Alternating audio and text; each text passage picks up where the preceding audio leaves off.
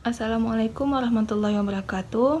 Saya di sini akan menjelaskan rumah adat Sasak dan sejenisnya.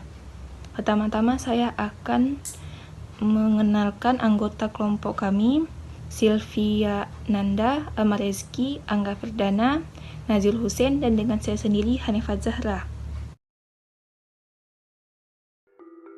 Rumah adat Sasak merupakan rumah tradisional suku Sasak yang berada di Pulau Lombok, Nusa Tenggara Barat. Rumah adat Sasak terdapat dua jenis, yaitu balai, tani, dan lumbung. Balai lumbung adalah bangunan yang dipergunakan sebagai tempat tinggal, dan balai tani adalah bangunan yang biasa digunakan sebagai tempat menyimpan padi hasil panen atau untuk menyimpan segala kebutuhan. Proses pembuatan. Hal lain yang cukup menarik diperhatikan dari rumah adat Sasak adalah pola pembangunannya. Dalam membangun rumah, orang Sasak menyesuaikan dengan kebutuhan keluarga maupun kelompoknya. Ruangan, rong, dibagi menjadi inan balai, ruang induk meliputi balai luar, ruang tidur, dan balai dalam, berupa tempat menyimpan harta benda, ruang ibu melahirkan, sekaligus ruang disemayamkannya jenazah sebelum dimakamkan. Peralatan dan bahan yang harus dipersiapkan untuk membangun rumah adat Sasak: kayu-kayu penyangga, bambu, bedeg anyaman dari bambu untuk dinding, jerami dan alang-alang digunakan membuat atap, kotaran kerbau atau kuda sebagai bahan campuran untuk mengeras lantai, getah pohon kayu Banten, dan banjur. Jenis-jenis rumah adat Sasak. Pertama, balai lumbung. Balai lumbung memiliki ciri khas dari rumah adat Sasak yang berasal dari Pulau Lombok. Bentuknya terbilang unik serta menarik, yaitu rumah panggung yang ujung atapnya meruncing serta melebar sedikit, kemudian lurus di bawah dan kembali melebar di bagian bawahnya. 2. Balai tani. Sesuai nama adat Lombok yang satu ini, balai tani biasa digunakan oleh suku Sasak yang pekerjaannya bertani. Balai tani memiliki pintu masuk kecil tanpa jendela. Ruangan ini di dalamnya terdiri dari beberapa bagian. Ada balai luar atau sesanggok serambi yang digunakan dalam menerima tamu serta kamar tidur.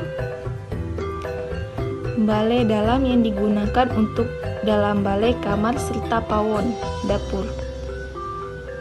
Dalam balai juga digunakan oleh anggota keluarga perempuan serta difungsikan sebagai tempat penyimpanan perhiasan, ruang persalinan, ruang tidur bagi anak gadis, hingga ruang menaruh jenazah sebelum akan dikuburkan. Dalam dapur akan ditemukan dua tungku yang digunakan dalam memasak dengan posisi menempel di lantai, serta sempari atau wadah tempat menaruh bahan pangan serta peralatan dapur yang dibuat dari bambu.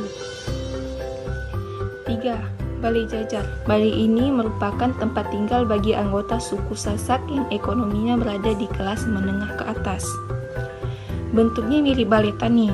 Balai jajar terdiri dari dua dalam balai, serta satu serambi dan ditandai dengan adanya sambi.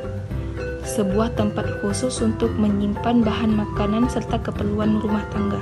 4. Berugak sekepat. Berugak berbentuk layaknya saung, yaitu tempat panggung tanpa adanya dinding dan beratap alang-alang. Berugak sekepat ditopak oleh 4 buah tiang bambu yang berbentuk sudut segi 4. Sekepat biasa digunakan untuk menerima tamu. Ini karena dalam tradisi Sasak, sembarang orang tidak boleh masuk ke dalam rumah jika pemilik rumah memiliki seorang anak perempuan. Maka sekepat bisa digunakan sebagai ruang tempat menerima pemuda yang datang melamar.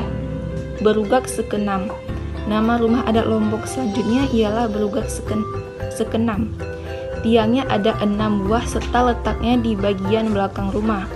Berugak sekenam sering digunakan sebagai tempat kegiatan belajar mengajar seputar tata krama, nilai-nilai budaya, serta tempat pertemuan bagi seluruh anggota keluarga. 8. Balai tajuk. Lombok satu ini merupakan sarana pendukung untuk rumah yang dimiliki keluarga besar. Tempat ini sering digunakan sebagai tempat diadakannya pertemuan keluarga maupun pelatihan macapat takepan.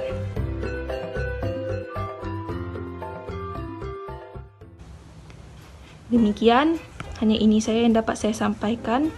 Wassalamualaikum warahmatullahi wabarakatuh.